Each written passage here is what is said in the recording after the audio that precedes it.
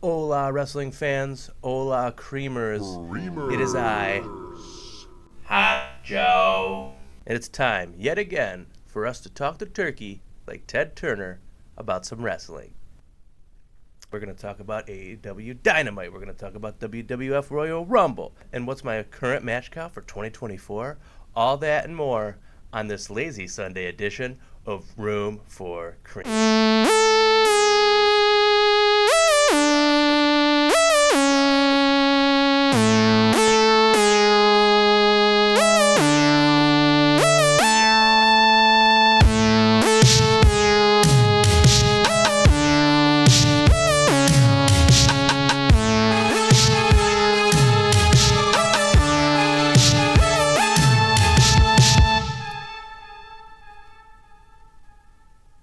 Welcome back, creamers. Dynamite was Wednesday, and it was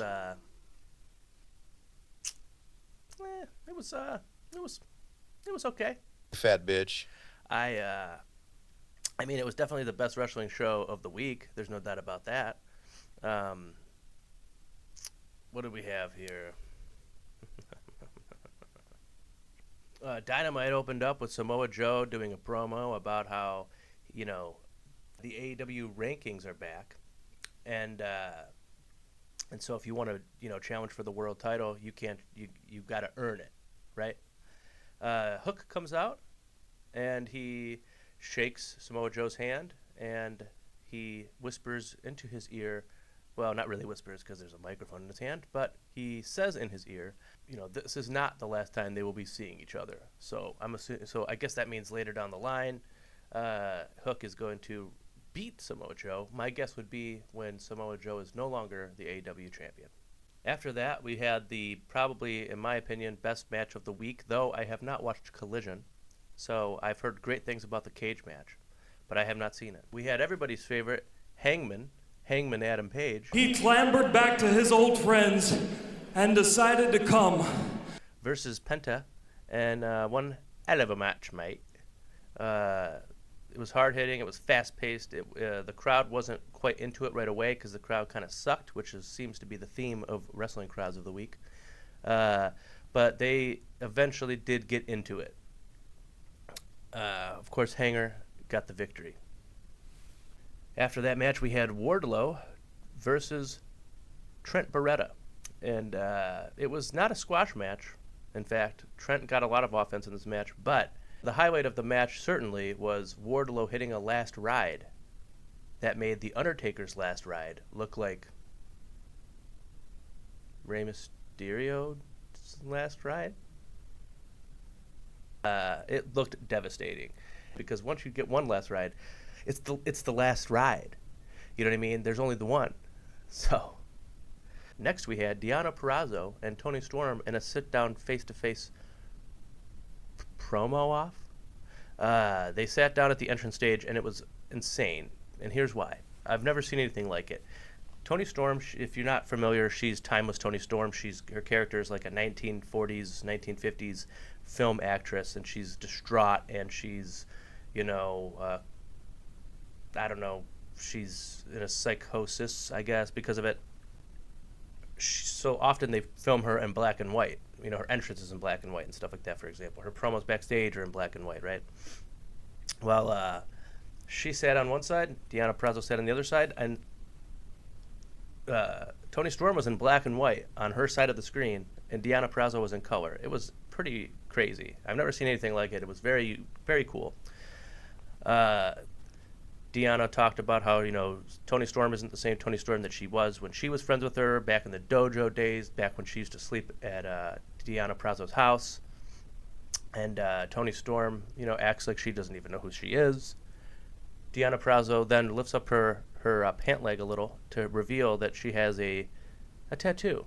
And then Toni Storm sort of reveals that she's got the same tattoo. That's how good of friends they once were. They have matching tattoos, or as Toni Storm said, matching tattoos.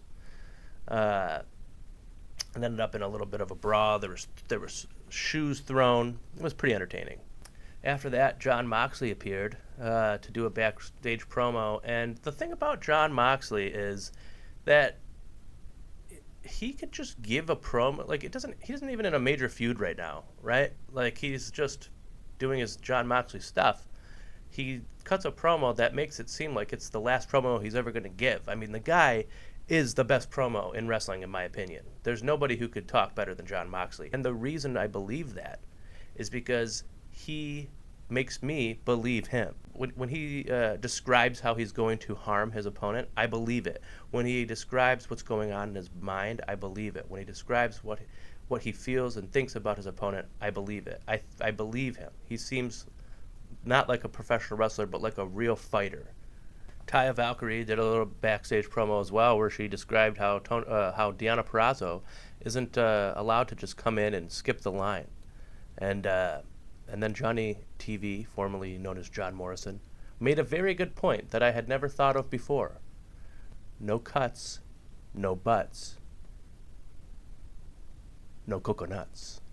After that, we had Swerve Strickland versus Jeff Hardy. Jeff Hardy was wrestling in a different way. He was he came across more desperate. Not like desperate as in he's unable to win unless he resorts to dirty tactics, but desperate in the sense that he was needing to resort to dirty tactics because he's this new sort of Jeff Hardy who's got a chip on his shoulder and he's frustrated with where his position in the company is and this and that.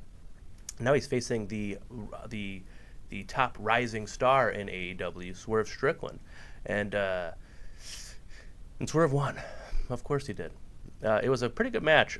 I don't know if it was as good as Hangman versus Penta, but Jeff's not exactly Penta in the year of 2024, the year of our Lord. After that, we had Thunder Rosa versus Red Velvet. Man, that Thunder Rosa, she sure is the cream of the crop.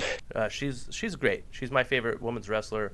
Well, that's hard to say. Toni Storm is pretty good too, but Thunder Rosa is really, really good. I love the lady. It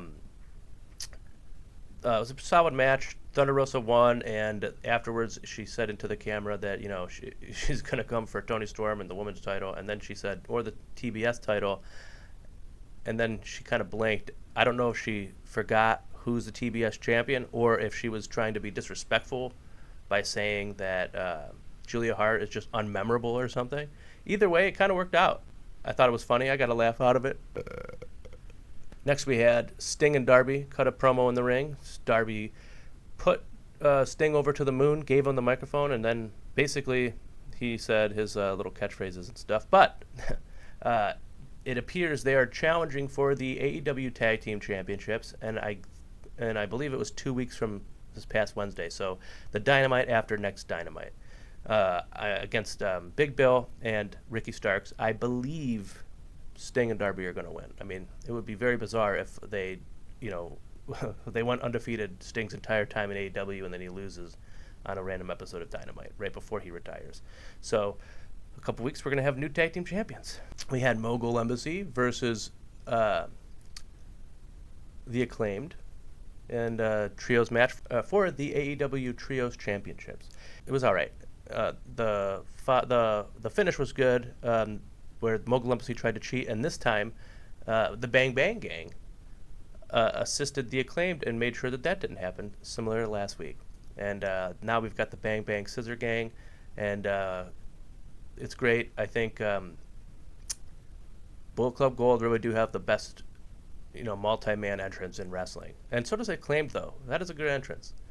So it's interesting. I think we're going to definitely have the Bang Bang Gang turn on the Acclaimed before Revolution, and hopefully unify the trios in the six-man tag team titles at Revolution. And I think if I had to pick who would win, it would be the Bang Bang Gang. Adam Copeland versus Minoru Suzuki in a dream match?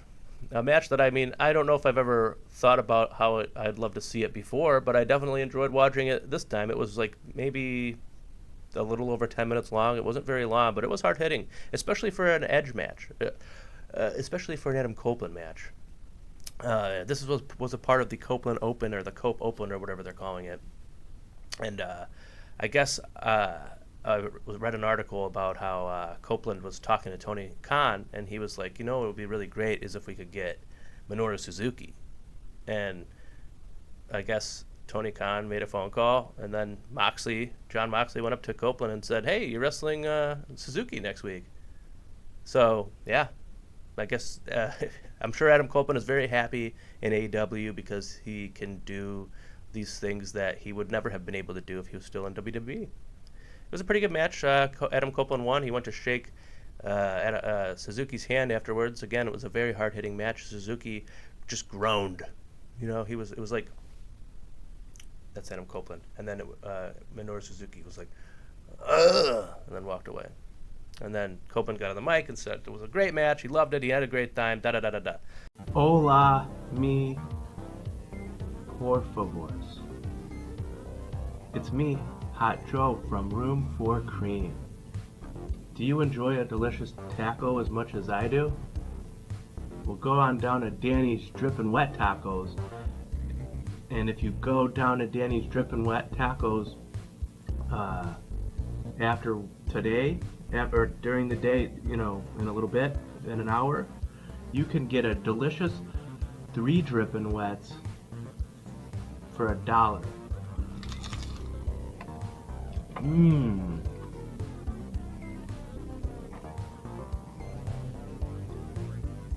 So wet. So head on down to Danny's Drippin' Wet Tacos in an hour, or within an hour, and you're gonna get 3 delicious tacos, 3 delicious Drippin' Wets, and you're gonna get 3 Drippin' Wets for $1, amigo. You won't just get 1 Drippin' Wet. You'll get 2 Drippin' Wet. You'll get 3 Drippin' Wet tacos for the price of $1 for 3 Drippin' Wets.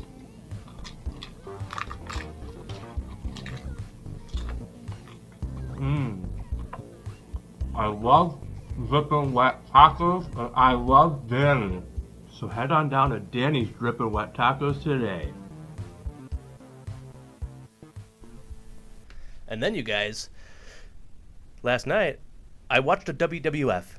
You guys, I watched a WWF. I watched WWF Royal Rumble 2024 last night. 4 matches on this pay-per-view, or this PLE. Let's see.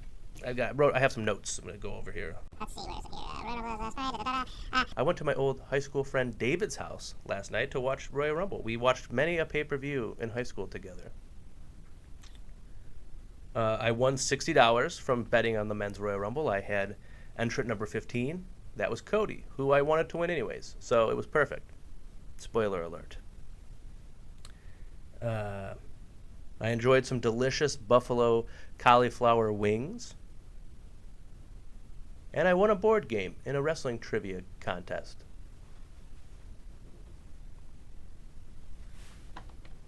I did it. I fucking did it, guys. Dream come true. Put that here for all to see. The prize that I won. Now that I got all that out of the way, the show itself was mid. All right, and here's the reason. The crowd was not that hot. Like the Women's Royal Rumble was pretty good. I enjoyed it a lot.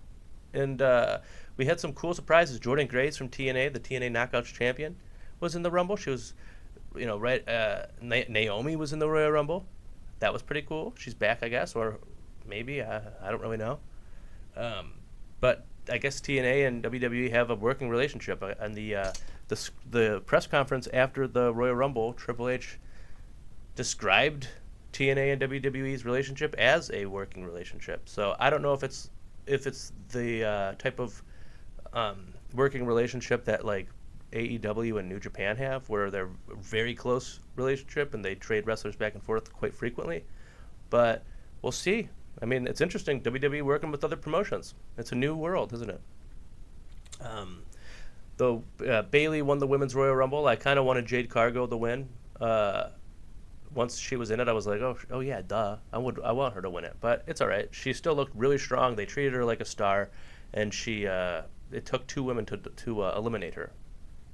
After that was Roman Reigns versus LA Knight versus AJ Styles versus Randy Orton for the Universal Champion or whatever it is.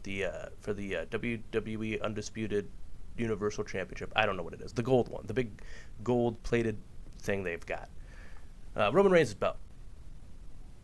The match was boring. Roman Reigns won, which was, the outcome that I think everybody saw coming. And that was the match. That was the whole thing. After that, we had Kevin Owens versus Logan Paul for the United States Championship. It was a pretty good match. Kevin Owens is phenomenal. I hate Logan Paul as a human being. He's human garbage. He doesn't deserve to be in any sort of public light unless we're in a dying society, which I'm guessing we must be then. The way I know that is because Logan Paul is on television. Anyhow, he's a good wrestler. It was a good match. The finish had one of I think Austin Theory handed off some brass knucks to Logan Paul, and he went to hit Kevin Owens with it. Kevin Owens dodged the punch, grabbed his arm, took the knucks himself, put them on his own hand, punched Logan Paul, pinned Logan Paul. The referee counts 1, 2. The referee now spots the knucks, the brass knucks, on Kevin Owens' hand, and he goes, "Oh, whoa, Kevin Owens. Whoa, Kevin Owens, my man, you cannot do that. You nerd, get out of the ring!" So he disqualified Kevin Owens, and Logan Paul retained the United States title. My guess would be that they'll face off again, maybe at Elimination Chamber, or continue this feud all the way to WrestleMania and have Owens win there. But even though I just said I think Logan Paul is human garbage because he is, I think he should be holding on to that United States title for quite a long time, because he's so easily hateable. It's very easy to hate Logan Paul because he's a piece of shit. But when you're watching it, you want him to lose, and that's why I think he should continue winning until he finally loses, and it's a big moment that someone finally beat the stupid piece of shit that everyone hates. That's wrestling, baby. And then we had the Men's Royal Rumble. Okay, there was a surprise or two. I mean, we got Andrade El Idolo returning. I mean, I guess he's just Andrade again, but he returned WWE. That was cool for him. I'm sure he enjoyed it. The crowd didn't really give him the pop that he deserved, and this is like what I was saying, man. The crowd was just not there at this time. Not just for this WWE show, but for all week. The crowd just sucked. Well, so when Cody came out at number 15, he had like pyro and fog and everything like that, and I'm like, if he doesn't win, that's going to be very weird, because they sure are making it look like he's the obvious winner of this match. Then I don't remember what number CM Punk came out, but they ended up being the last 2 men, right? This was the best part of the Royal Rumble, for sure. I mean, it's supposed to be.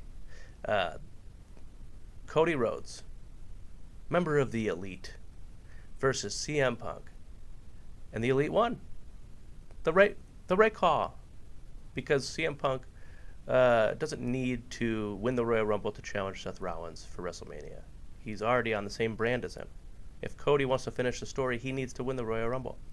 At one point in this fight, I'm not going to lie, I was kind of anxious, because I really didn't want CM Punk to win. Not just because I'm not a fan of CM Punk, but also because I want Cody Rhodes to win, and I care about Cody Rhodes. But if Punk would have won, then I would have been like, okay, I guess The Rock is facing Roman, and Cody isn't going to get what he deserves, and he does deserve to win the big match at WrestleMania and finish the story.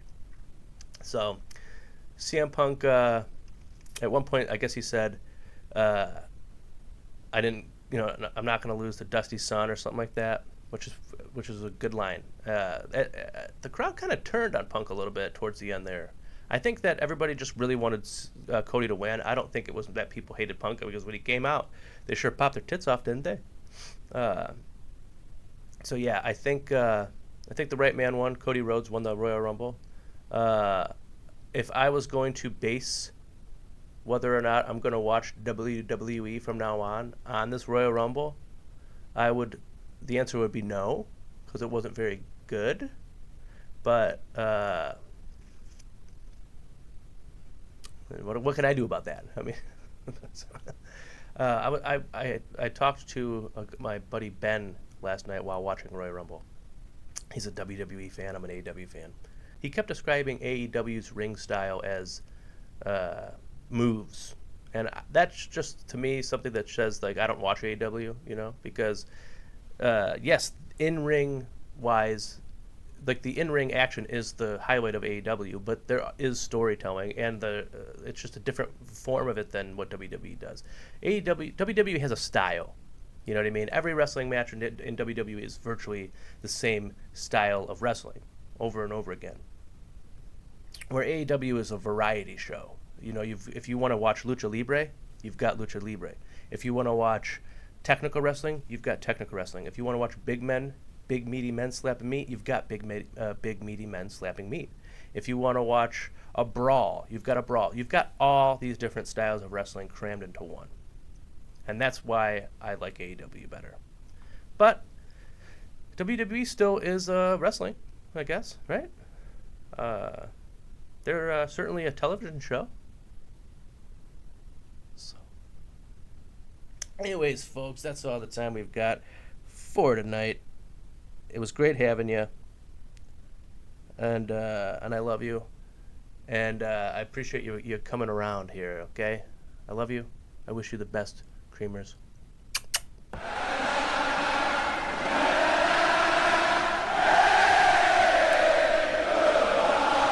Rude and unprofessional. Rude and unprofessional.